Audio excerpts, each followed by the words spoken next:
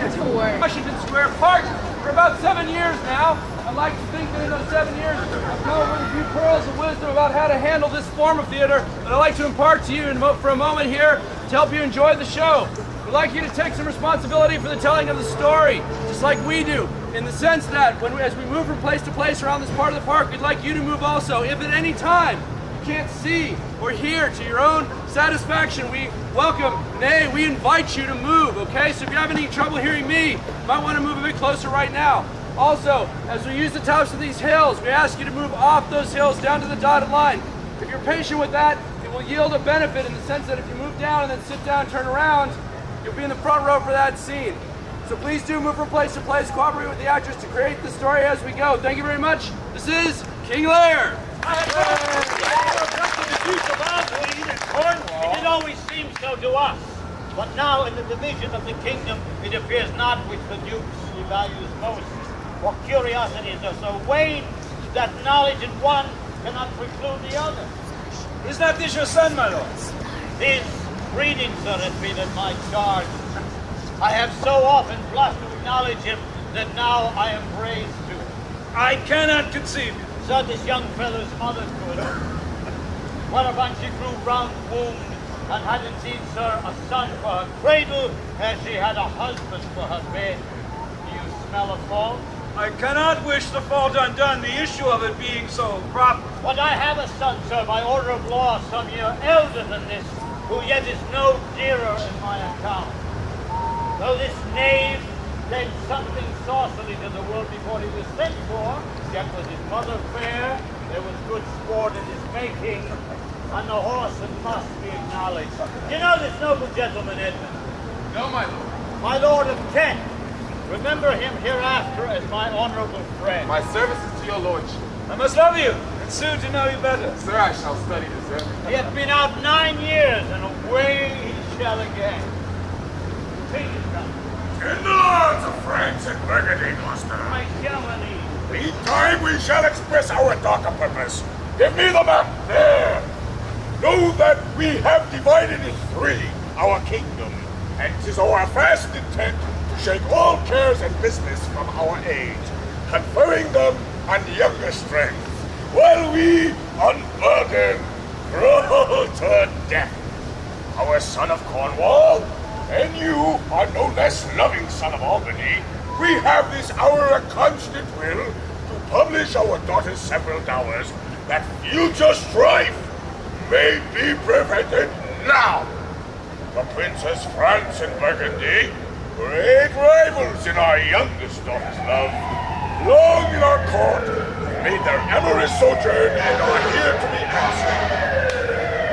Tell me, my daughters, since now we will divest us both of rule, interest of territory, cares of state, which of you, shall we say, doth love us most, that we our largest bounty may extend, where nature doth with merit challenge? Goneril, our eldest born, speak first. Sir, I love you more than words can wield the matter. Dearer than eyesight, space, and liberty. Beyond what can be valued, rich or rare, no less than life, with beauty, health, grace, and honor. A love that makes breath poor and speech unable. Beyond all matter of so much. I love you. What shall Cordelia do? Love and be silent. Of all these bounds, even from this line to this, with shadowy forests and with wide-skirted meads, with plenteous rivers, we make thee lady. Thine in Albany's issue be this perpetual. What says our second daughter, our dearest Regan, wife to Cornwall? Speak. Sir, I am made of that self-same metal that my sister is, and prize me at her worth. In my true heart I find she names my very deed of love, only she comes too short, that I profess myself an enemy to all other joys, the most precious square of sense possesses, and find I have alone felicitated your dear highness's love. And then poor Cordelia! And yet not so, since I'm sure my love's more richer than my tongue. Me and mine hereditary ever remain this humble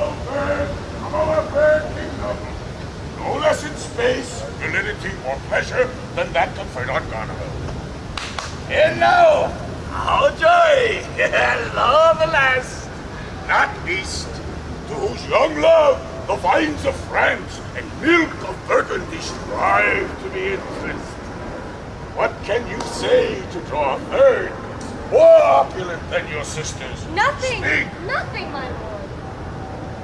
Nothing? Nothing. Nothing will come of nothing. You speak again. Unhappy that I am, I cannot heap my heart into my mouth. I love your majesty according to my bond, nor more nor less. How, Cordelia? Mend your speech a little, lest it may mar your fortune. Good my lord, you have begot me, bred me, loved me. I return those duties back as are right fit. Obey you, love you, and most honor you. Why have my sisters husbands if they say they love you all? Haply, when I shall wed, that man whose hand must take my plight shall carry half my love with him, half my care and duty. Sure, I shall never marry like my sisters to love my father all. What goes thy heart with this? Aye, good my lord. So young and so untender. So young, my lord, and true. Let it be so. Thy truth then be thy dower. For by the sacred radiance of the sun, the mysteries of Hecate in the night, by all the operation of the orbs from whom we do exist and cease to be, here I disclaim all my paternal care, propinquity, and property of blood, and as a stranger to my heart and me, hold thee from this forever. Good, my liege. Peace can come not between the dragon and his wrath. I loved her most, and thought to set my rest on her kind nursing, hence, and avoid my sight. So be my grave, my peace, as here I give her father's heart from me. All friends, Boosters, Burgundy, Cornwall, and Albany, with my 2 daughters' dowers, digest this bird, let pride which she calls plainness marry her. I do invest you jointly with my power, preeminence in all the large effects that troop with majesty. Ourself by monthly course, with a reservation of 100 knights, by you to be sustained, shall our abode made with you by due turns. Only we still retain the name and all additions to a king. The sway, revenue, execution of the rest, beloved sons, be yours, which to confirm this coronet bondage exchange. Royal Lear, whom I have ever honored as my king, loved as my father, as my master followed, as my great patron thought on in my prayers. The bow is bent and drawn. Make for the shaft. Let it fall rather, though the fork invade the region of my heart. Be Kent unmannerly when Lear is mad. What wilt thou do, old man? Thinkest thou that duty shall have dread to speak, when power to flattery bows? To plainness honor's bound when majesty stoops to folly. Reverse thy doom, and in thy best consideration check this hideous rashness. Answer my life, my judgment. Your youngest daughter does not love thee least. Kent, on thy life. No more. My life I never held but as a pawn to wage against thine enemies, nor fear to lose it, thy safety being the motive. Out of my sight. See better, Lear, and let me still remain the true plank of thine eye. No, by Apollo. No, by Apollo, King, thou swearest thy gods in vain. Oh, vassal. Kill thy physician, and the fee bestow upon thy foul disease. Revoke thy doom, or whilst I can vent clamor from my throat, I'll tell thee, thou dost evil. Hear me, recreant. On thine allegiance, hear me.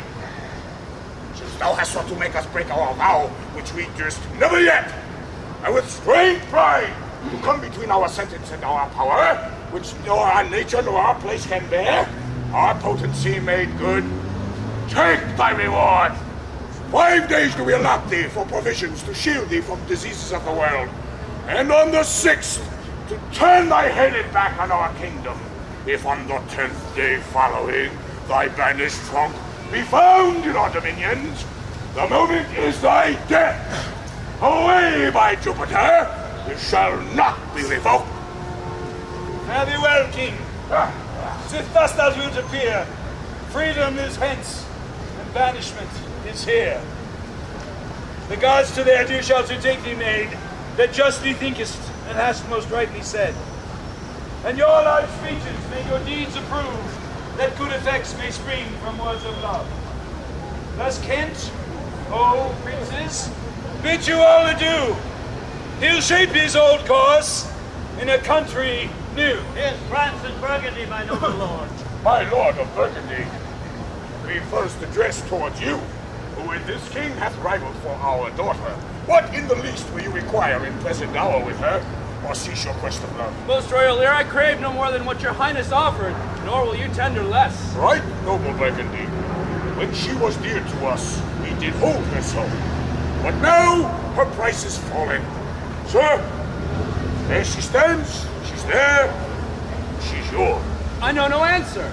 Will you, with those infirmities she owns, new adopted to our hate, stranged with our oath, and dowered with our curse, take her or leave her? Pardon me, royal Lear, election makes not up on such conditions. Then leave her, sir, for by the power that made me, I tell you all her wealth. For you, great king, I would not from your love make such a strain to match you where I hang. Therefore beseech you to avert your liking in a more worthy way than on a wretch whom nature is ashamed almost to acknowledge us. This is most strange. That she, that even but now was your best object, argument of your praise, balm of your age, most best, most dearest, should in this trice of time commit a thing so monstrous as to dismantle so many folds of favor. I beseech your majesty, if for I want that glib and oily art to speak and purpose not, since what I well intend I'll do it before I speak, that you make known it is no vicious plot, murder or foulness, no unchaste action or dishonored step that hath deprived me of your grace and favor. But even for want of that for which I am richer, and still soliciting I, and such a tongue as I am glad I have not, no, not to have it hath lost me in your liking. Better thou hadst not been born than not to have pleased me better. Is it but this? The tardiness of nature which often leaves history unspoke that it intends to do. My lord of Burgundy, what say you to the lady? Most royal Lear, give but that portion which yourself proposed, and here I take Cordelia by the hand, Duchess of Burgundy. Nothing! I have sworn! I am firm! I'm sorry that you've so lost a father that you must lose a husband. Peace be with Burgundy, if that respects of fortune or his love, I shall not be his wife. Fairest Cordelia, now that art most rich, being poor, most choice forsaken, most loved, despised. Thee and thy virtues, here I seize upon, be it lawful, I take up what's cast away. God! 'Tis strange that with their cold neglect my love should kindle to inflamed respect.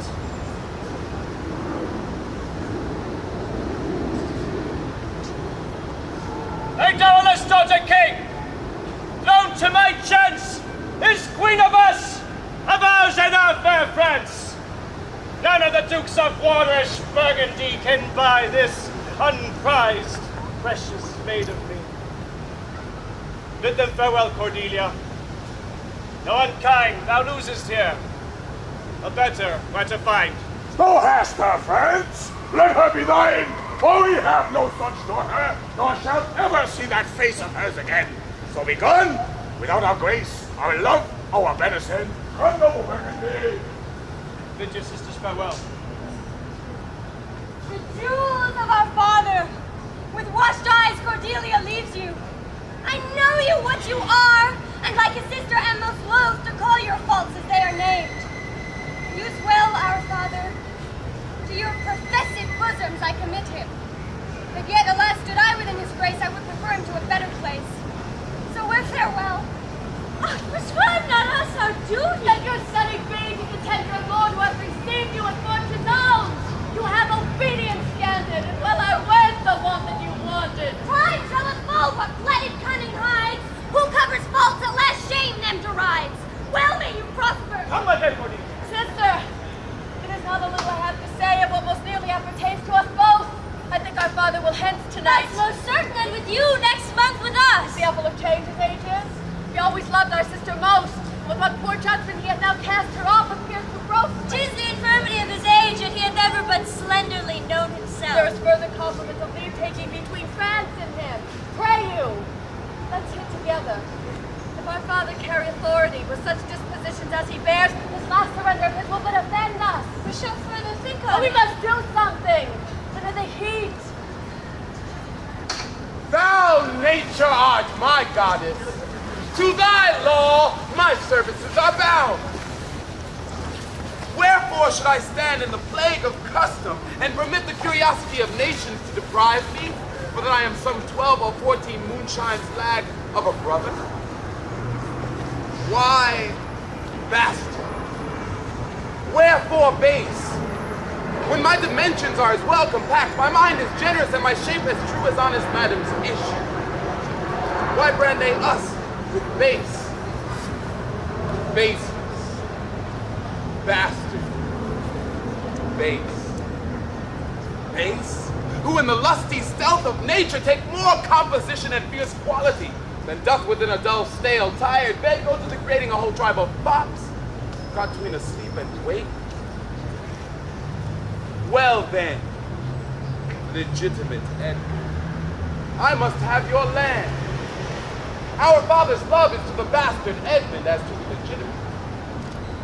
Fine word. Legitimate. Well, my legitimate, if this letter speed and my invention thrive, Edmund the base shall top the legitimate. I grow. I prosper. Now God stand up for bastards. And that is not. And France in Colin Park. And the king gone tonight, prescribed his power, confined to exhibition. All this done upon the guard. Edmund, how now? What news? So please your lordship, none. Why so earnestly seek you to put up that letter? I know no news, my lord. What paper were you reading? Nothing, my lord. No? Why then that terrible dispatch of it into your pocket? The quality of nothing hath not such need to hide itself. Let's see. Come, if it be nothing, I shall not need spectacle. I beseech you, sir, pardon me. It is a letter I've received from my brother, which I have not all o'er read, and for as much as I have perused, I find it not fit for your look. Give me the letter, sir. Shall offend either to detain or give it. The contents, as in part I understand them, are to blame. Let's see, let's see. I hope for my brother's justification that he wrote this as an essay or a taste of my virtue. This policy and reverence of age makes the world bitter to the best of our times, keeps our fortune from us till our oldest cannot relish them. I begin to find an idle and fond bondage in the oppression of age and tyranny, who sways not as it hath power, but as it is suffered. Come to me that of this I may speak more. If our father would sleep till I waked him, you should enjoy half his revenue forever, and live the beloved of your brother, Edgar. Huh? Conspiracy? If our father would sleep till I waked him, you should enjoy half his revenue forever? My son, Edgar? Had he a hand to write this, a heart and mind to breathe it in? When came you to this? Who brought it? That's the cunning of it, sir. It was not brought me. I found it thrown in at the casement of my closet. You know the character to be your brother? If the matter were good, my lord, I'd just swear it were his. But in respect of that, I would fain think it were not. It is his. It is his hand, my lord. But I hope his heart is not in the contents. Has he never before sounded you in this business? Never, my lord. But I have heard him oft maintain it to be fit that sons being at perfect age and fathers declining, the father should be as ward to the son and the son manage his revenue. Villain, his very opinion in the letter. Go, Sarah, seek him out. I will apprehend him. Abominable villain. Where is he? I do not well know, my lord. If it shall please you to suspend your indignation against my brother till you can derive from him better testimony of his intent, you will run a certain course, where if you proceed violently against him, mistaking his purpose, it would make a great gap in your own honor and shake in pieces the heart of his obedience. I dare pawn down my life for him that he wrote this, but to feel my affection to your honor and to no further pretense of danger. Think you so? If your honor judge it meet, I will place you where you will hear us confer of this. By an auricular assurance have your satisfaction, and that without any further delay than this very evening. He cannot be such a monster. Nor is not sure. To his father that so tenderly and entirely loves him. Go, Edmund, seek him out. Wind me into him, I pray you. Frame the business after your own wisdom. I would unstate myself to be in due reserve. I will seek him, sir, presently. Convey the business as I shall find means and acquaint you with all. These recent eclipses in the sun and moon portend no good to us. Love falls off, friendship divides, brothers discord. In cities, mutiny. In countries, discord. In palaces, treason. And the bond cracked betwixt son and father. This villain of mine comes under the prediction, their son against father. The king falls from bias of nature, theirs father against child. We have seen the best of our time. And the noble and true-hearted Kent vanished. His offense, honesty. 'Tis strange. This is the excellent foppery of the world. That when we are sick in fortune, often the surfeit of our own behaviors, we make guilty of our disasters the sun, the moon, the stars, as if we were villains by necessity, fools by heavenly compulsion, knaves, thieves, treacherous by spherical predominance. Tut! I should have been that I am had the maidenliest star in the firmament twinkled on my basket. Edgar! And Patty comes like the catastrophe of the old comedy. My cue is villainous melancholy with a sigh like Tom of Bedlam. Oh, these eclipses do portend these disasters. Fasola me. Now, Brother Edmund, what serious contemplation are you in? I am thinking, brother, of a prediction I read this other day. What should follow these eclipses?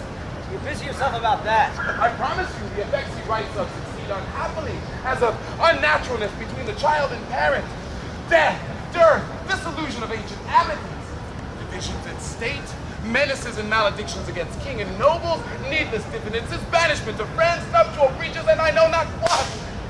How long have you been a sectary astronomical? Come, come. When saw you my father last? Why, I gone by. Spake you with him? Aye, 2 hours ago. Parted you in good terms? Found you no displeasure in him by word or countenance? None at all. Bethink yourself wherein you may have offended him, that my entreaty forbear his presence for some little time qualify the heat of his displeasure, which at this instant so rages in him that with the mischief of your person it can scarcely allay. Some villain done me wrong. That's my fear! I pray you, brother, have a continent forbearance till the speed of his rage goes slower, and as I say, retire with me to my lodging, from which I will fitly bring it to you, my lord's feet. Pray you away! Here's my key. You do stir abroad, brother. Go on. Brother! Brother, I advise the best. Go on. I am no honest man if there be any good meaning toward you. I've told you what I've seen and heard, but faith, nothing like the true image and horror of it. Pray you away. Shall I hear from you anon? I do serve you in this business. A credulous father and a brother noble, whose nature is so far from doing harms that he suspects not, on whose foolish honesty my practices ride easy. I see the business. Let me, if not by birth, have land by wit. All with me's meat that I can fashion fit. Did my father strike my gentleman for chiding of his fool? Yes, madam. By day and night he wrongs me. Every hour he flashes into one gross crime or other that sets us all at odds. I'll not endure it. His nights grow riotous, and himself upbraids us on every trifle. When he returns from walking, I will not speak with him. Say I am sick. He's coming, madam. I hear him. Oh, put on what weary negligence you please, you and your fellows. I'll have it come to question. If he dislike it, let him to our sister, whose mind and mine I know and that are one, not to be overruled. Remember what I tell you. Well, madam. And let his knights have colder looks among you. What grows of it, no matter. I would breed from hence occasions, and I shall, that I may speak. I'll write straight to my sister to hold my very course. Go, prepare for dinner.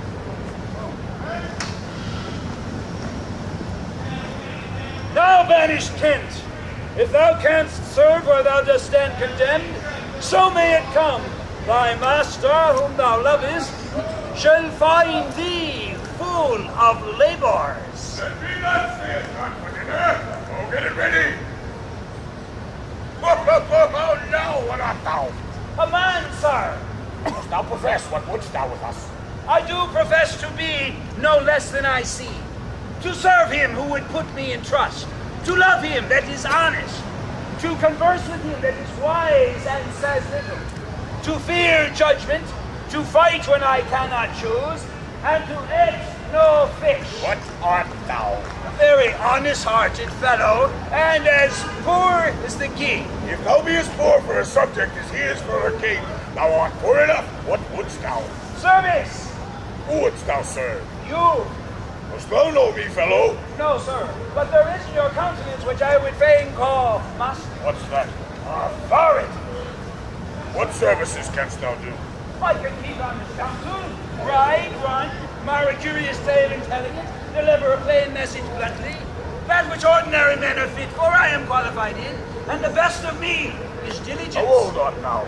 Not so young, sir, to love a woman for singing, nor too old to dote on her for anything.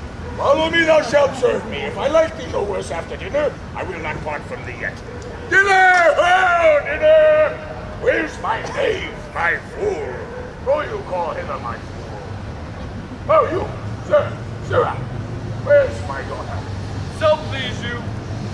What says the fellow there? Call the clock pole back.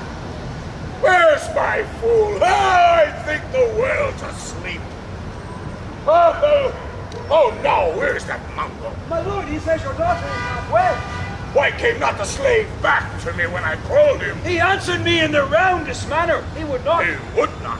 My lord, I know not what the matter is, but to my judgment, your highness is not entertained with that ceremonious affection as you were wont. Thou what remembers me of mine own conception, I have perceived the most faint neglect of late, which I have rather blamed on mine own jealous curiosity than on the very pretense and purpose of unkindness.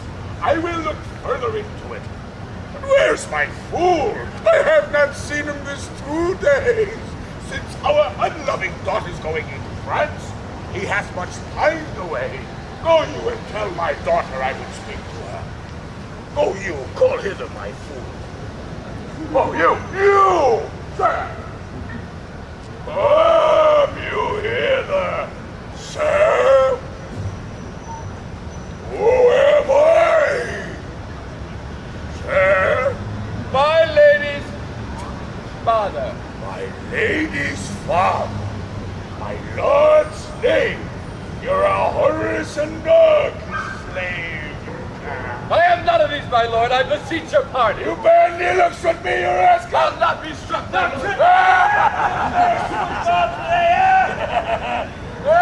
Lovely, I thank thee, fellow. Right, I'll show you differences if you will measure your understanding and carry. But so, you wisdom, so. Now, my friendly babe, I thank thee. This earnest of thy service. Let me hire him too! Here's my coxcomb! How thou, my pretty dame, how dost thou? Sirrah, you had best take my coxcomb! Why, fool? Why? For taking one sport that's out of favor! Nay, and thou canst not smile as the wind sits. Thou catch cold shortly. Here. Take my coxcomb. Why, this fellow has banished through on his daughters and did the third a blessing against his will. If thou wilt follow him, thou must needs wear my coxcomb. How now, nuncle? Would I had 2 coxcombs and 2 daughters? Why, my boy? Why? If I gave them all my living, I'd keep my coxcombs myself.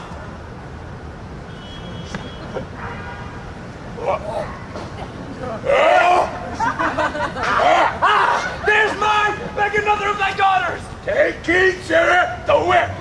Truce the dog! Bust the kettle! He must be whipped out! When ladies a bitch, they stand by the fire and stink. A pestilent dog to me!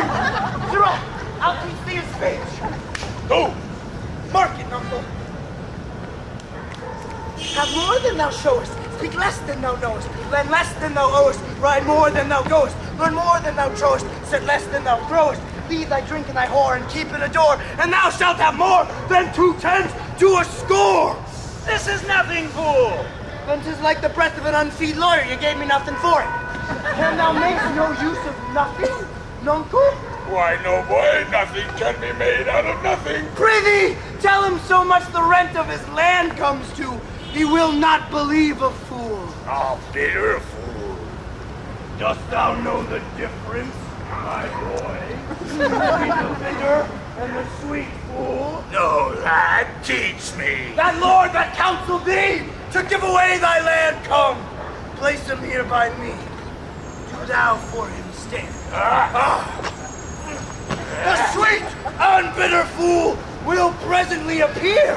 The one in motley here, the other found out there. Ding, ding, ding, ding, ding, ding. Dost thou call me fool, boy? All thy other titles thou hast given away. That thou wast born with. This is not altogether fool, my lord. No, faith, lords and great men will not let me. If I had a monopoly out, they'd have part on it. And ladies, too. They will not let me have all fool myself. They'll be snatching. Fools had ne'er less wit in a year, for wise men are grown foppish. They know not how their wits to wear. Their manners are so apish. When were you wont to be so full of song, sirrah? I have used it, nuncle, ever since thou madest thy daughters thy mothers.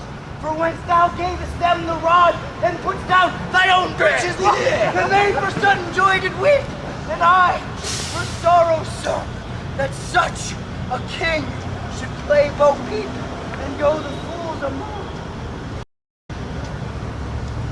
Prithee, nuncle, keep a schoolmaster that can teach thy fool to lie. I would fain learn to lie. And you lied, sirrah. We'll have you whipped. I marvel what kin thou and thy daughters are. They'll have me whipped for speaking true. Thou have me whipped for lying. Sometimes I'm whipped for holding my peace. I'd rather be any kind of thing than a fool.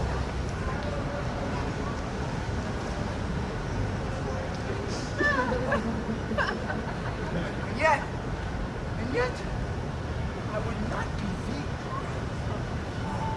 Thou hast pared thy whip on both sides and left nothing in the middle. Here comes one of the pairing. Oh, now, daughter, what makes that frontlet on?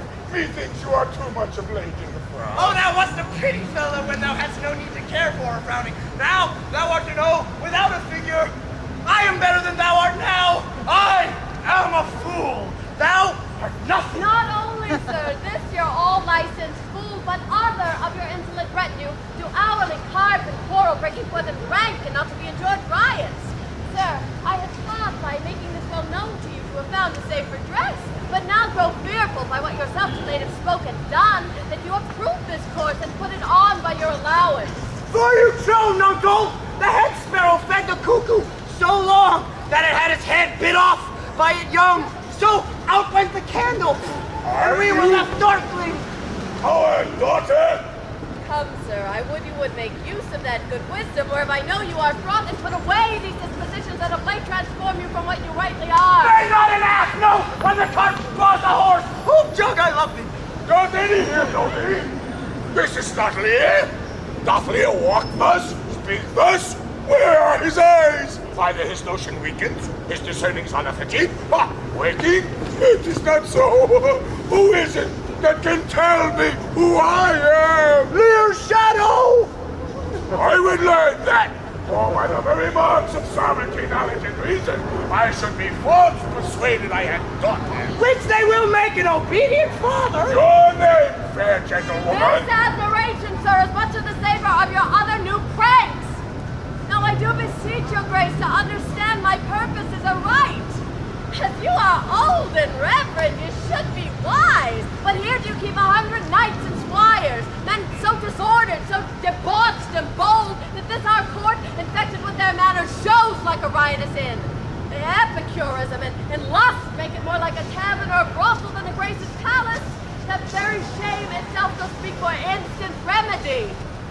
How be then desired by her that else will take the thing that she begs, a little to this quantity your train. Darkness and devils, saddle my horses, call my train together. Degenerate bastard! I'll not trouble thee, yet have I left a daughter. You strike my people, and your disordered rabble make servants of their betters. Well, that too late repent. Oh, sir, are you come? Is it your will? Speak, sir. Ingratitude! Thou marble-hearted fiend! Thou more hideous when thou showest thee in a child than the sea monster! Pray, sir, be patient. Detested kite! Thou liest!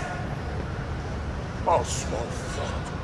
How ugly didst thou in Cordelia show, when like an engine wrenched my frame of nature from its fixed place, drew from heart all love, and added to the gall. Oh, Lear, Lear, Lear! Be that this gate that let thy folly in, and thy poor judgment out. Go, go, my people! Pray, sir, be patient. Here, nature, here! Dear God is here! Suspend thy purpose! If thou didst intend to make this creature fruitful, into her womb convey sterility, dry up in her the organs of increase, and from her delicate body never spring a babe to honor her. If she must scheme, create in her child of spleen, that it may live and be athwart this naked torment to her. Let it stamp wrinkles in her brow of youth, with cadent tears, but channels in her cheeks, that all her mother's pains and benefits, the laughter and contempt, that she may feel how sharper than a serpent's tooth it is to have a thankless child. Away, away! Now, gods that we adore, whereof comes this? Never afflict yourself to know the cause, but let his disposition have that sculpted dotage Gibson. What, 50 of my followers at a clap? What's Within a the fortnight? matter, sir? I'll tell thee, life and death. I am ashamed that thou hast power to shake my mind thus. That these hot tears would break from me perforce, should make me worth them.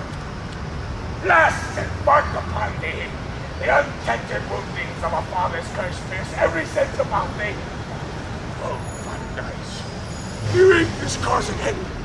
I'll pluck ye out, cast you in the waters that you lose to temper clay. Well, come to this. Let it be so.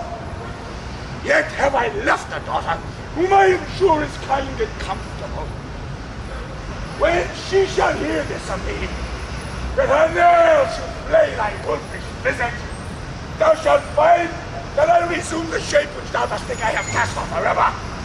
Thou shalt, I warrant thee. You mock that, my lord! Cannot be so partial, Goneril, to the great love I bear you. Pray you content! What Oswald, how? You, sir, more knave than fool after your master! Tarry, and take the fool with thee! A fox when one has caught her, and such a daughter should soar to the slaughter if my cap would by a hump. So the fool follows after. Oh, this man has had good counsel. 100 knights. 'Tis politic and safe to let him keep it point 100 knights. Yes, that on every dream he may guard his dotage with their powers and hold our lives at mercy. Oswald, I say! Well, you may fear too far. Safer than trust too far. I know his heart. What he has uttered, I have rid my sister. She sustained him in his 100 nights when I have showed their bitches. What, Oswald, halt! Have you read that letter to my sister? Yes, madam. Take you some company and away to horse. Inform her full of my particular fear, and then plant some reasons of your own that make compassion more. Hence get you gone. And hasten your return. Before your eyes may pierce, I cannot tell. Striving to better, oft we mar what's well. Nay, then Well, well, the event.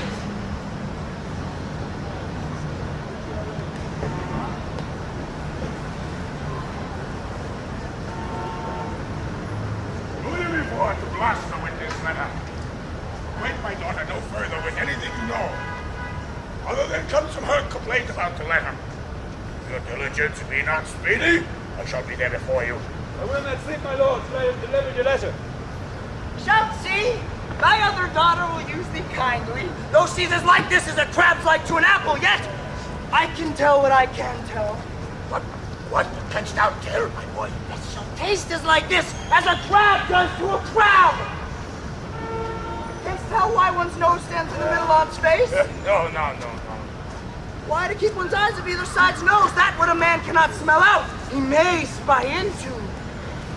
I did her wrong! Canst tell how an oyster makes his shell. No! Nor I neither. But I can tell why a snail has a house. Why? Why, to put his head into. Not to give it away to his daughters and leave his horn without a case. I will forget my nature. So kind of fun. Be my horses ready? All thy asses are gone about them. The reason why the 7 stars are no more than 7 is a pretty reason. Because they are not 8. Yes! Yes! Indeed! That would make a good food. Oh, let me not be mad, not mad, sweet heaven. Keep me in temper. I would not be mad. Oh, now are the horses ready? Ready, Nuncle? Come, boy. She that's a maid now and laughs at my departure shall not be a maid long unless things be cut shorter.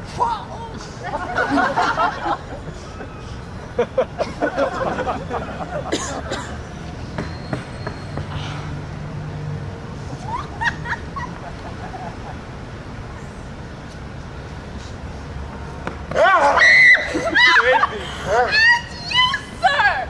I've been with your father and given him notice that the Duke of Cornwall and Regan, his Duchess, will be here with him this night. How comes that? Nay, I know not. You have heard of the news abroad. I mean the whispered ones. For there are yet but ear-kissing arguments? Not a word. Pray you, what are they? Have you heard of no likely wars towards twixt the Dukes of Cornwall and Albany? Not I. You may do then, in time. Very well, sir. The Duke be here tonight. The better, best. This weaves itself before us into my business. My father has set guard to take my brother, and I have one thing of a queasy question which I must act. Briefness and fortune work. Brother, a word. Ascend, brother, I say. My father watches. Oh, sir, fly this place. Intelligence is given where you are hid. You have now the good advantage of the night. Have you nothing said upon his party but against the Duke of Cornwall? He's coming hither, now with the night in the haste, and Regan with him. Have you nothing said against the Duke of Albany? Advise yourself, I'm brother. sure on it, not a word. I hear my father coming. Pardon me. In cunning, I must draw my sword against you. Draw! Seem to defend yourself. Now quit you well. Yield! Come before my father! Light! How hey! Fly, brother! Georges! Georges! So farewell! Some blood drawn on me would beget opinion of my more fierce endeavor. I've seen drunkards do more than this in sport. Help! Father! No! Stop! Help! Father! Father! Edmund, where's the villain? Here stood he, sir, in the dark and sharp sword out, mumbling wicked charms, conjuring the moon to send auspicious mystery. Well, where is he? Look, sir, I bleed! Where is the villain, Edmund? Bloody this way! But But by no means how? Go after! By no means what? persuade me to the murder of your lordship. But when I told them the revenging gods against parasites did all their thunders bend, spoke with how manifold and strong a bond the child was to the father's turn. In fine, seeing how low the opposite I stood to his unnatural purposes, with his sharp sword he charges my unprovided body and lands mine off. When he saw my best alarmed spirits full suddenly he's fled. Let him fly far, not in this land shall he remain uncaught. And found! Dispatch! The noble duke, my master, my worthy arch and patron, comes here tonight. By his authority I will proclaim it, that he that finds him, bringing the murderous coward to the stake, shall deserve our thanks. He that conceals him, death. When I dissuaded him from his intent and found him piped into it, with cursed speech I threatened to discover him, he replied, "Thou unpossessing bastard! Dost thou think if I would stand against thee with the repulsal of any trust, worth, or virtue in thee make thy words faith? No! What I should deny is this I would, thou didst produce my very character, I turn it all to thy plot, suggestion, and damn." Strong and fastened villain. Would he deny his letter, said he? I never got him. Hark, the duke's trumpets. I know not why he comes. All ports are barred. The villain shall not escape. The duke must grant me that. And for my land, noble and natural boy, I'll find some way to make me capable. How now, my noble friend? Since I came hither, which I can call but thou, I have heard strange news. If it be true, all vengeance comes short, which can pursue the offender. How dost, my lord? Oh, madam, my old heart is cracked, it's cracked. What, did my father's godson seek your life? He whom my father named your Edgar? What happened here? Is he not companion with the riotous knights that tend upon my father? I know not, madam, it's too bad. Yes, madam, he was of that consort. 'Tis no marvel then, though he were ill-affected. 'Twas they who put him on the old man's death, to have the waste and expense of his revenues. I have this present evening from my sister been well informed of them, and with such caution, that if they come to sojourn at my house, I'll not be there. Nor I, assure thee, Regan. Edmund, I hear that you have shown your father a childlike office. 'Twas my duty, sir. He did array his practice and receive this virtuously, striving to apprehend Is it. he pursued? Aye, my lord. If he be taken, he shall never more be feared of doing harm. Make your own purpose how my strength you please. For you, Edmund, virtue and obedience doth this instant so much commend itself. You shall be ours. Natures of such deep trust we shall much need. You, we first seize on. I shall serve you, sir, truly, however else. For his sake I thank the grace. You know not why we come to visit you. Our father, he hath bred so hath our sister of differences, the which I least thought it fit to answer from our home. Our good old friend, lay comforts to your bosom, and bestow your needful counsel to our business, which craves the instant use. I serve you, madam. Your graces are right welcome. Good morning to you, friend. Art thou of this house? Aye, Where may we set our horses? in a mire. Prithee, if thou lovest me, tell me. I love thee not. Why then I care not for thee. If I had thee in its very people, I would make thee care for me. Why dost thou use me thus? I know thee not. Hello, I know thee. What dost thou know me for? A knave, a rascal, an eater of broken meat, a base, brown, shadow, beggarly, three-suited, 100-pound, filthy, wasted, stalking knave, a lily-livered, action-taking knave, a whoreson, glass-gazing, super-serviceable, finical rogue, one drunk inheriting slave, one who would be aboard in way of good service, and are nothing but the composition of knave, rascal, coward, beggar, pander, and the son and heir of a mongrel bitch! Why, what a monstrous treacherous fellow art thou, thus to rail on one that is neither known of thee nor knows thee. What a brazen-faced varlet art thou, to deny thou knowest me? Is it 2 days ago since I tripped thee up in heels and beat thee afore the king? Draw, you rogue! Away, I have nothing to do with thee. Draw, you rascal! You come with letters against the king and play vanity the puppet's part against the royal father? Draw, rogue! Or else so carbonetto your shanks! Draw, you rascal! Come your Help! Help! Murder! Help! How now? What's the matter here? You good boy and you please come on, fleshy! Come on, young master! Weapons armed! What's the matter here? Keep peace upon your lives.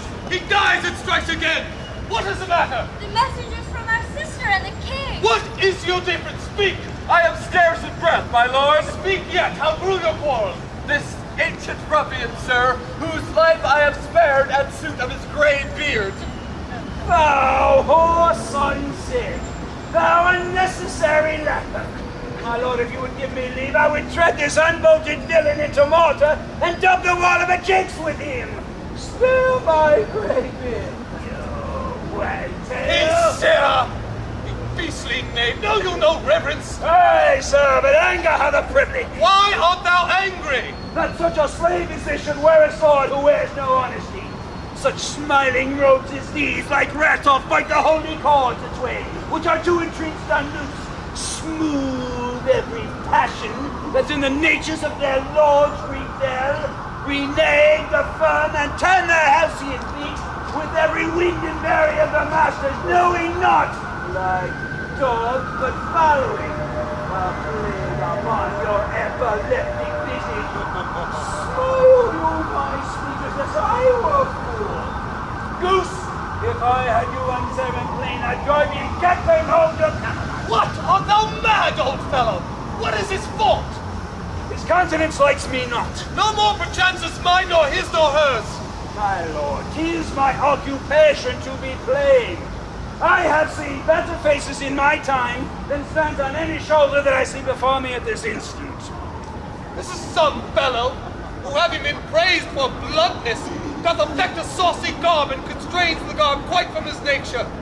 He cannot flatter he, an honest mind in plain. He must speak truth, and they shall take it so. If not, he's plain. Sire, in good sooth, in sincere affection, under the allowance of your great aspect, whose influence, like the wreath of radiant fire, and flickering famous as fire. What means by this?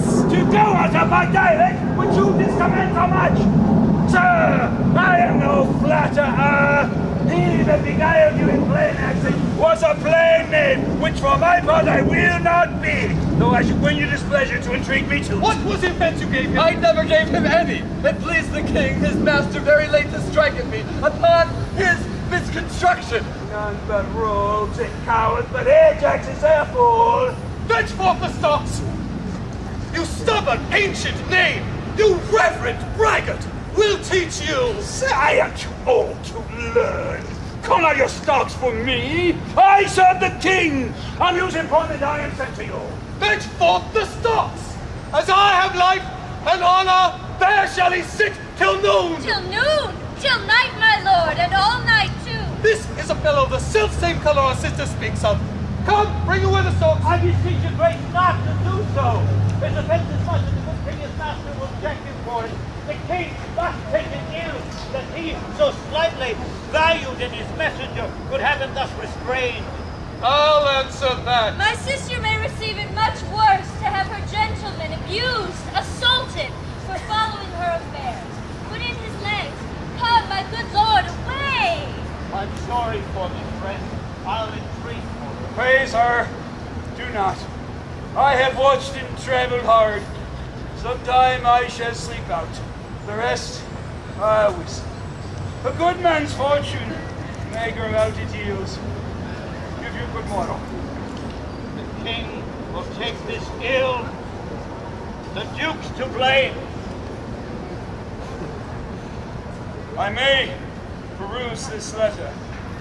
Nothing almost sees miracles but misery. I know 'tis from Cordelia. She hath most fortunately been informed of my obscure course, and shall find time in this enormous state, seeking to give losses their remedies. Fortune, good night. Oh, smile once more. Turn light.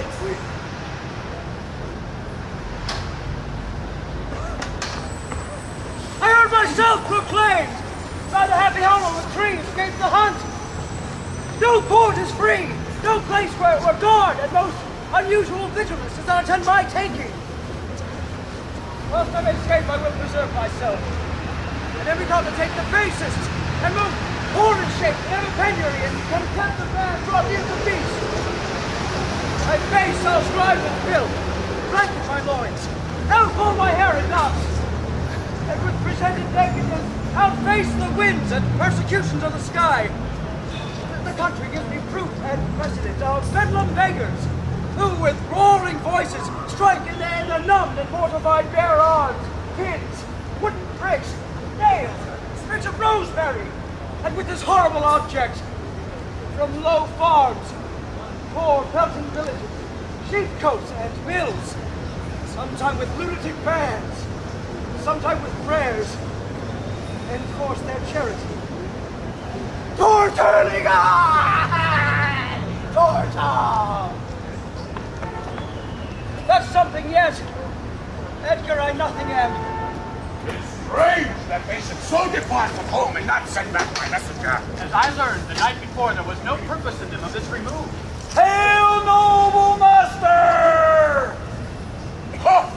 Makest thou this shame thy pastime? No, sir! Horses are tied by the head, dogs and bears by the neck, monkeys by the loins, and men by the legs.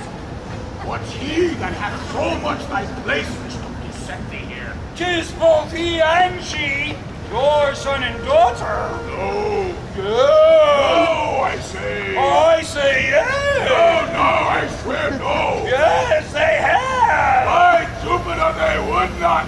By Juno, they have. They durst not do it. They could not, would not do it. 'Tis worse than murder to do upon respect for violent outrage. My lord, when at their home, I did commend your letters to them. Ere I was risen from the place that showed my duty kneeling, came there a reeking post, stewed in his haste, breathless, panting forth from Goneril his mistress' salutation. Delivered letters, spite of intermission, which presently they read, upon whose contents they summoned up their many, straight took horse, commanded me to follow and attend the leisure of their answer. Gave me cold looks.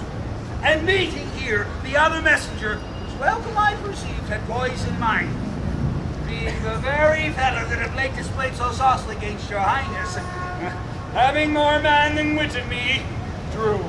He raised the house with loud and coward cries. Your son and daughter found this trespass worth the shame which here it suffers. Winter's not gone yet if the wild geese fly that way. Where is this daughter? With the earl, sir, he would be. Follow me not. Stay here. That, sir, which serves and seeks for gain and follows but for form, will pack when it begins to rain and leave thee in the storm. But I will tarry. The fool will stay. And let the wise man fly. The knave turns fool that runs away. The fool, no knave, perdie. Where learned you this, fool? Not in the socks. They are sick. They are weary. Let's be a better answer. My dear lord, you know the fiery quality of the Duke, how unmovable and fixed he is in his own form. Vengeance, plague, death, confusion, fiery. What quality, Gloucester? Gloucester speak with the Duke of Cornwall and his wife. But good lord, I have informed you so. Informed that dost thou understand me, man? Give me my servant forth. Go tell the Duke and his wife I speak with them. Now, presently, make them come forth and hear me, or at their chamber door I'll beat the drum till it cries sleep to death. I would have all well betwixt you. Only my heart, my rising heart, but down. Whoa. Right to it, Nuncle! As the Cockney did to the ear! When she put him in the paste alive, she knocked him over the cockroach with a stick and cried, "Down, Martin, down!" 'Twas her brother that in pure kindness to his horse buttered his hay. Good morning to you both. Hail to your grace. I'm glad to see your highness. Regan, I think you are. I know what reason I have to do so. If thou shouldst not be glad, I would divorce me from my mother's tomb. Are you free? Some other time for that. Beloved Regan, my sister's daughter.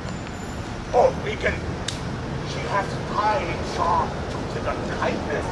Like a vulture here, I can scarce speak to thee, but not believe with her praise the quality.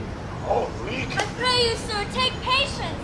I have hoped you let us know how to value her desert, that she to scant her duty. Hey, I cannot how think is that? my sister in the least would fail her obligation. If, sir, she have perchance restrained the riots of your followers, 'tis on such ground and to such wholesome end as clears her from all blame. My curses on her! Oh, sir, you are old. Nature in you stands on the very verge of her confine. You should be ruled and led by some discretion that discerns your state better than you yourself. Therefore I pray you that to our sister you make return. Say you have wronged her, sir. Ask her forgiveness. Do you but mark how this becomes the house? Mother, I confess that I am old. Age is unnecessary. On my knees, I beg that thou vouchsafe me raiment, bed, and food. Good sir, no more! These are unsightly tricks! Return you to my sister! Never, Regan. She hath evaded me of half my trade. Look black upon me, and struck me with her tongue, most serpent-like, upon the very heart. You nibble-like things, dark the blinding flame into a scornful eye. Bye! Respect her beauty, you fen-sucked fogs, drawn by the powerful sun, to fall and blast Oh, the blessed God! So will you wish on me when the rash mood is on! Never, Regan. Thou shalt never have my curse. Her eyes are fierce, but thine come not word. Thou better knowest the offices of nature, bonds of childhood, facts of courtesy, dues of gratitude. Thy help of the kingdom hast thou not forgotten. Women, I, thee, thou. Good sir, to the purpose. Oh, I'll put my hand in the stuff. What trumpet's that? I know it, my sister's. Disapproves her letter that she would soon be here. Who stopped my servant, Regan? I have good hope thou didst not know of it. Who comes in? Oh, heavens! If you do love old men, if yourselves are old, if your sweet sway allow obedience, make it your cause, send down and take my part. Art not ashamed to look upon this being? Oh, Regan. Wilt thou take by the hand? Why not by the hand, sir? How have I offended? All's not offense that indiscretion finds, and don't it deserve so? I drop up. Will you get hold? I'll put my man in the stock. I sent him there, sir!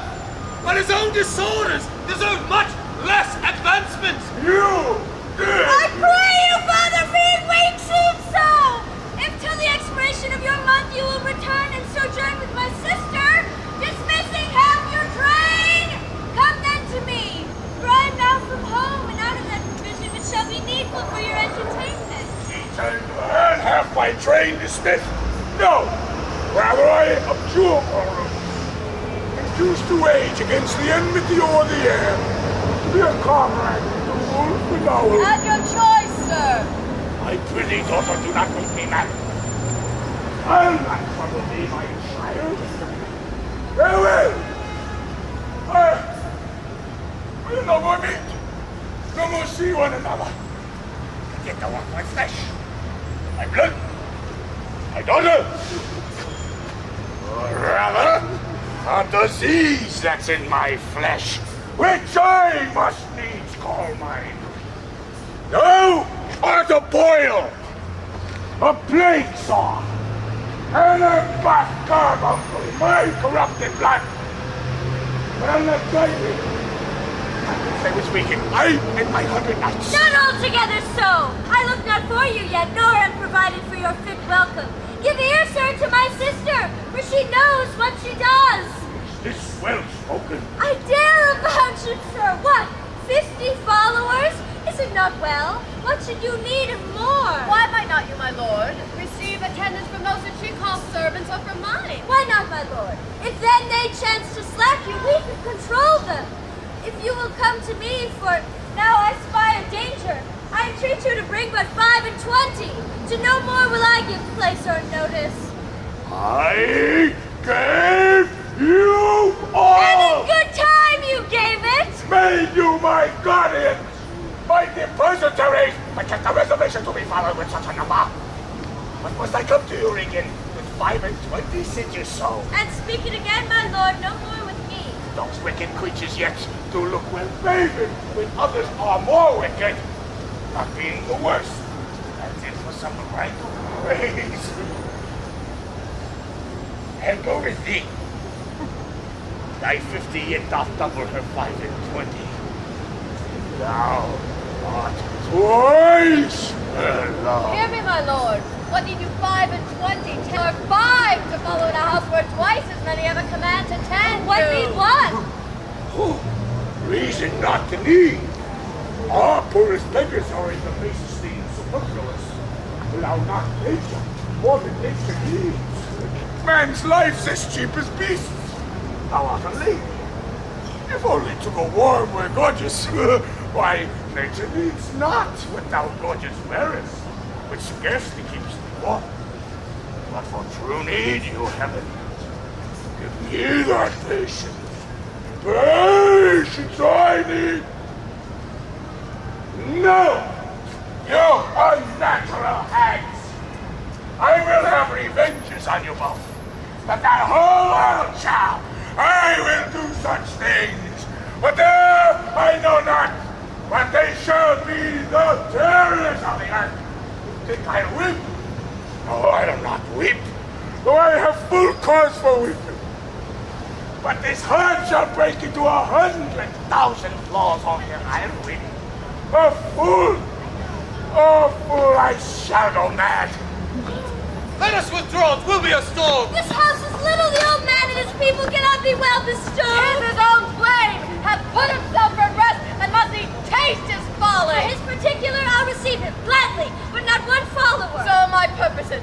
Where's my lord of Gloucester? Follow the old man forth. He is returned. The king is in high rage. Whither is he going? He cost a horse, but will I know not whither. It's best to give him way. He leads himself. My lord, entreat him by no means to stay. Alack, the night comes on, and the bleak winds do sorely ruffle. For many miles about there's scarcely a Oh, voice. sir, to willful men, the injuries that they themselves procure must be their schoolmasters. Shut up your doors! He is attended by a desperate train, and what they may incense him to, being apt to have his ear abused. Wisdom bids fear. Shut up your doors, my lord. 'Tis a wild night. My Regan counsels well. Come out of the storm. Whose arm is out, foul weather? One minded like the weather. Most unquiet. I know you, sir.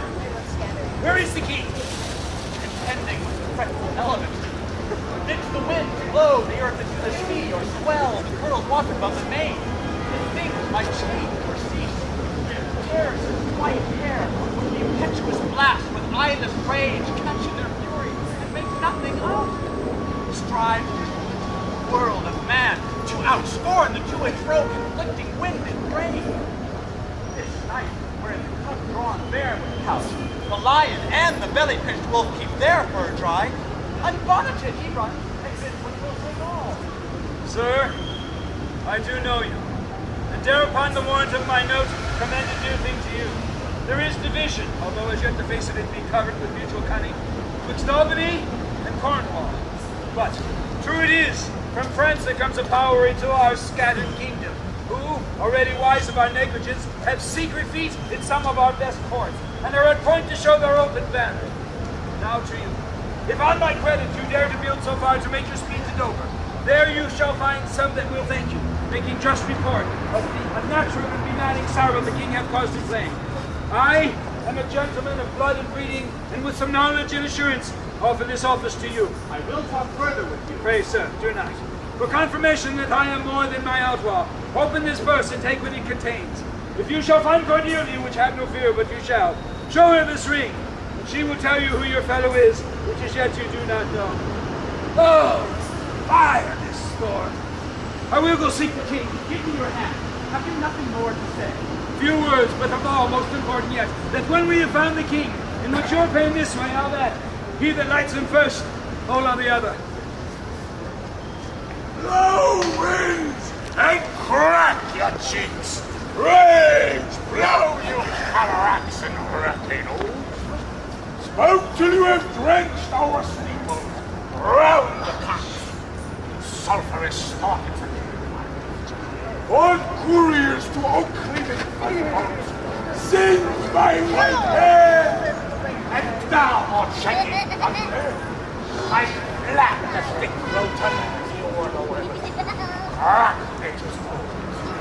German split ones that make ingrateful man. Oh, no, don't pour holy water in a dry house is better than this rainwater out of door, good uncle. In and ask thy daughter's blessing. Here's a knight pities neither wise man nor fool. Tremble thy belly full. Spit fire. Spout rain. The rain wind shall fire of my daughters. I touch not you, you arrogant. I never gave you kingdom. Well, children, you owe me no subscription. So let fur your horrible pleasure. Here I stand, your slave, a poor, infirm, weak, and despised old man. He that has a house to put his head in has a good headpiece. The God piece that will house. Before the head has any, the head he shall louse. So, beggars marry men. Who's there? Mary, here's grace in a codpiece. That's a wise man and a fool. Alas, my lord, are you here? Things that look nice but not such nights as these. Since I was a man, such sheets of fire, such bursts of horrid thunder, such groans of roaring wind and rain, I never remember to have heard. Gods that keep this dreadful power of war hits, find out their enemies now. For I am a man more sinned against than sinning. Black bare-headed. Gracious my lord, hard by here is a hovel. Some friendship may it lend you against the tempest. Repose your there while I to in hard house return, and force some scant of courtesy. My wits begin to turn. Come on, my boy. Oh, yes, my lord. Not more. I'll hold myself. Where is the straw, my fellow? There's one part.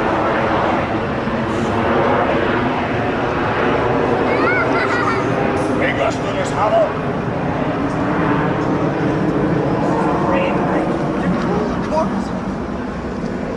I'll speak a prophecy ere I go.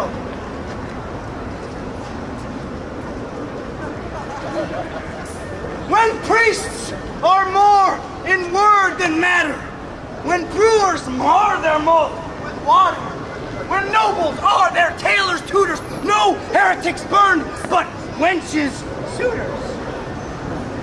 When every case in law is right, no squire in debt, nor no poor knight. When slanders do not live in tongues, nor comforts come not to throngs. When usurers tell their gold in the field, and bawds and whores do churches build. Then shall the realm of Albion come to great confusion. Then comes a time who lives to see it. that going shall be used with feet. This is a prophecy Merlin shall make, for I live before his time. Alack, Edmund, I like not. I'm not revealing. When I give faith to their mercy that I might relieve him, they took from me the use of mine own house. Charged me on pain of perpetual displeasure, neither to speak of him, entreat for him, nor any way sustain him. Most savage and unnatural. There is division betwixt the dukes. And a worse matter than that, I have received a letter this night, dangerous to be spoken. I have locked the letter in my closet. These injuries the king now bears will be revenged home. There is part of a power already footed. We must incline to the king. I will go seek him and privily relieve him. Go you and maintain talk with the duke, that my charity be not of him perceived. If he asks for me, I am ill and gone to bed. Edmund, pray you, be careful.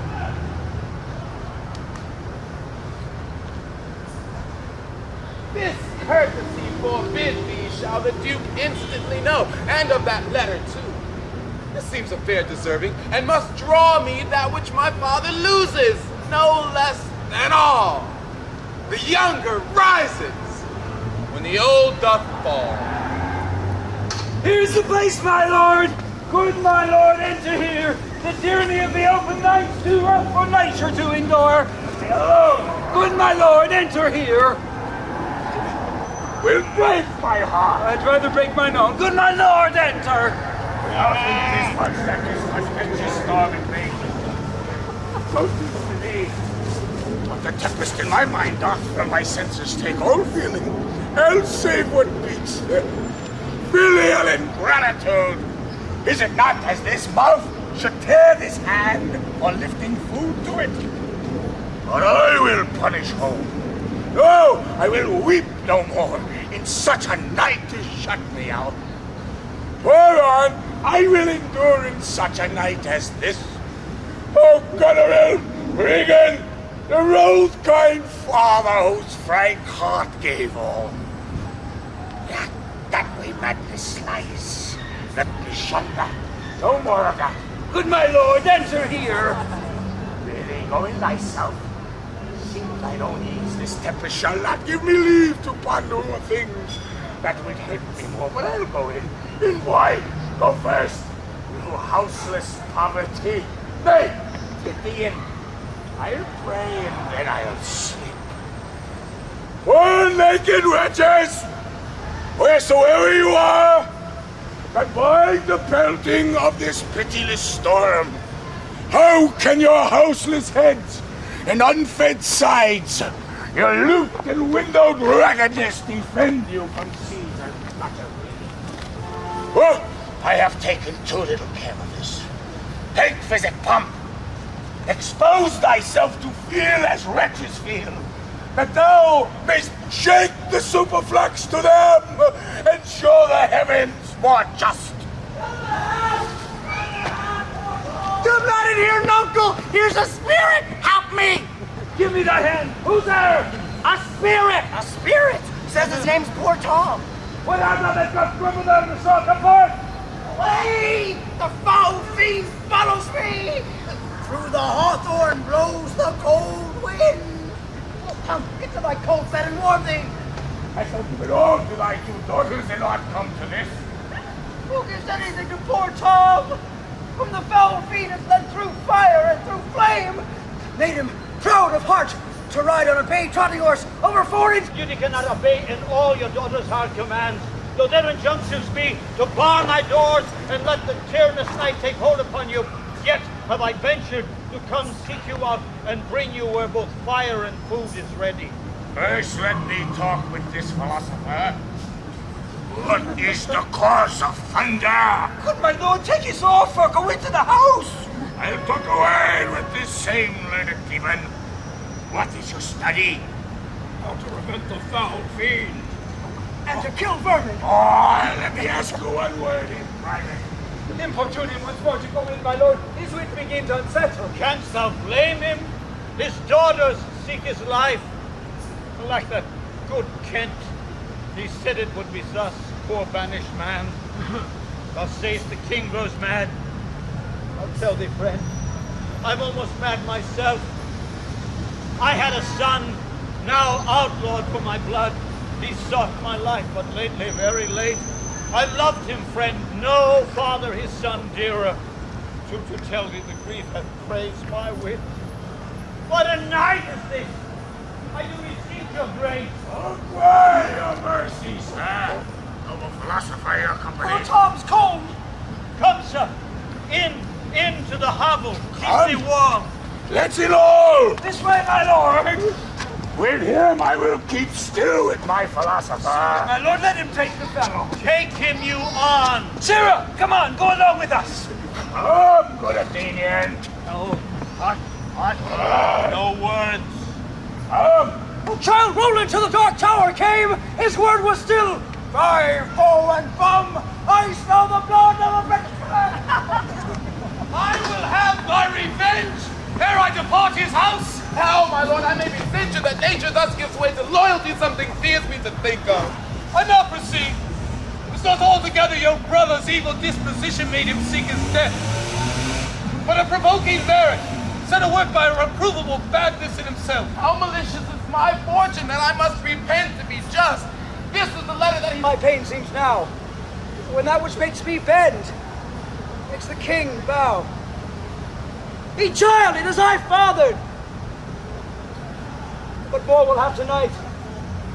Safe scape the king. Lurk! Lurk! Post speedily to my lord, your husband. Show him this letter. The army of France is landed. Seek out the villain Gloucester. Hang him instantly! Pluck out his eyes! Leave him to my displeasure. Edmund, keep your sister company. The revenges we are bound to take upon your traitorous father are not fit for your beholding. Advise the Duke where you are going to most vested in preparation. We are bound to the light. Our post shall be swift and intelligent with swiftness.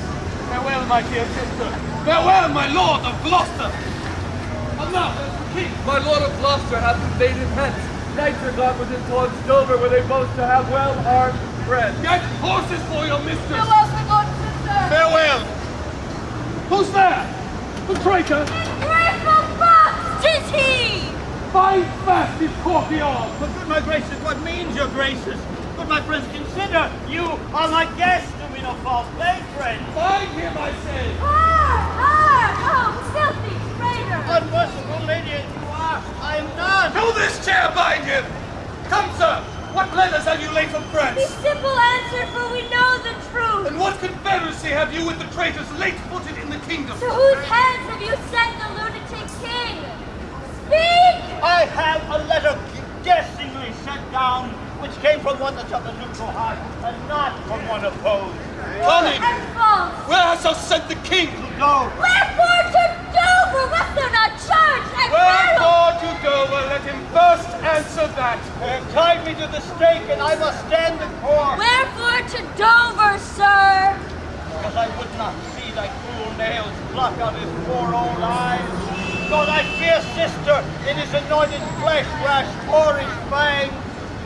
The sea was such a storm as his bare-headed hell-black night endured, but a void up and quenched the stellar fires, but put on hot he hoped the heavens to rain. But I shall see the winged vengeance overtake such children. See, shalt thou never. Upon these eyes of thine, I'll set my foot. He that will live to doing me, oh, give me some help! Oh, cruel lies! One side will knock another, the other two! You see vengeance, my lord. Hold your hand, my lord. Now, if you... I've served you since I was a child. On better service have I never done for you than now to bid you all. How now, you dog? If wear a beard upon you, shake it on the squirrel. What do you mean by this? I am villain. Nathan, come on. Take the chance of anger. Peasant, stand up thus. Give me thy sword!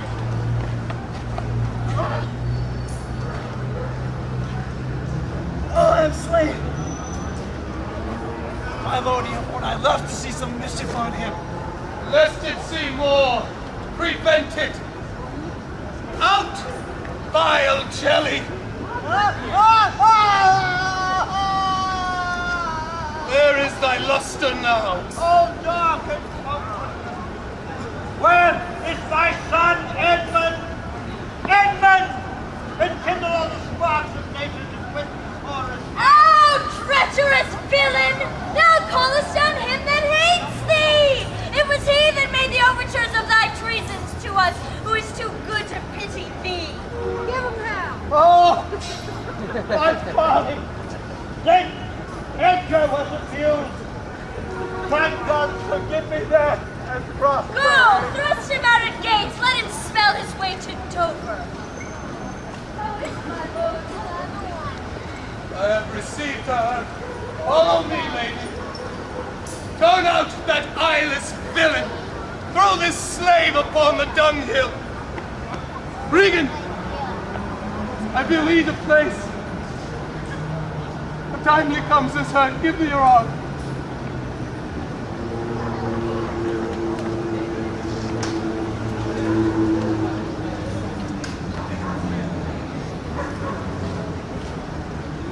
Yet better thus, that known to be contempt, and still contempt and flattered. Worse, the lowest and most dejected thing of fortune stands still in essence, lives not in fear. The lamentable changes from the best, the worst, turns to laughter. Welcome then, thou unsubstantial air that I embrace. The wretch that thou hast thrown unto the worst, most nothing but our glass. Who comes here? My father, only led. World, oh world, whether thy strange mutations make us hate thee! Life would not yield itself to age! Away! I prithee get thee gone, good friend. Thy comforts can do me no good at all. Thee they may hurt. Alas, my lord, you cannot see your way. I have no way, and therefore want no eyes. I stumbled when I saw, full oft 'tis seen, our means secure us, and our merest defects prove our commodity. Oh, dear son, Edgar, the food of thy abused father's wrath, might I but live to see thee in my touch, I'd say I had eyes again. How now? Who's there? Oh God, who's it can say I'm at the worst? I'm worse than e'er I was! Tis poor man Tom. The worst I may be yet. The worst is not so long as we can say this is the worst. As flies to wanton boys are we to the gods. They kill us while they're sport. Let's see, master! Is that the naked fellow? Aye, my lord. Prithee, get thee gone. If, for my sake, thou wilt not take us hence a mile or twain on the way toward Dover, do it for ancient love, and bring some covering for this naked soul, which I'll entreat to lead me. Dora! Fellow! Poor Tom's told! I cannot go it further! Come hither! Knowest thou the way to Dover? From silent gate, horseway and footpath. Poor Tom has been scared out of his 5 wits. Here, take my purse. Thou, whom the heaven's blows have humbled to all strokes. That I am wretched makes me happier. Dost thou know Dover? Aye, master. There is a cliff, whose high and bending head looks fearfully on the confined deep. Bring me but to the very brim of it, and I'll repair the misery thou dost bear with something rich about me. From that place I shall no leading need. Give me your hand. Poor Tom shall lead thee. Welcome, my lord. I marvel at my husband. Now, where's your master? Battle with him, but never bound for king. I told him of the army that landed, he smiled at it. I told him you were coming. His answer was the worst of Gloucester's treachery and of the loyal service of the sun. When I informed him, then he called me son and told me I had turned the wrong side out. I think you shall go no further. Back Edgar to my brother. Hasten his musters and conduct his powers. Time has been armed at home and give the distaff unto my husband's hand. This trusty servant shall pass between us. Ere long, you are like to hear him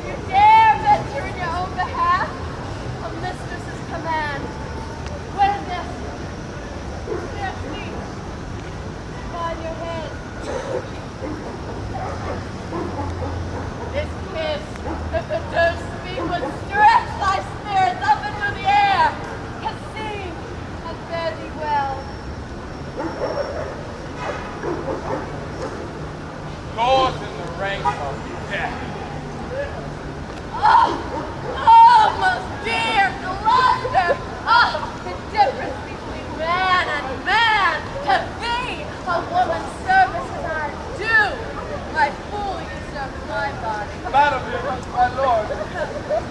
I had been worth the whistle. Oh, Goneril, you are not worth the dust which the rude wind blows in your face. I fear your disposition, that nature which contemns its origin. Wisdom and goodness to the vile seem vile, filth savor but themselves. What have you done? Tiger, not God. What have you support? A father and a great aged man. Okay, stop.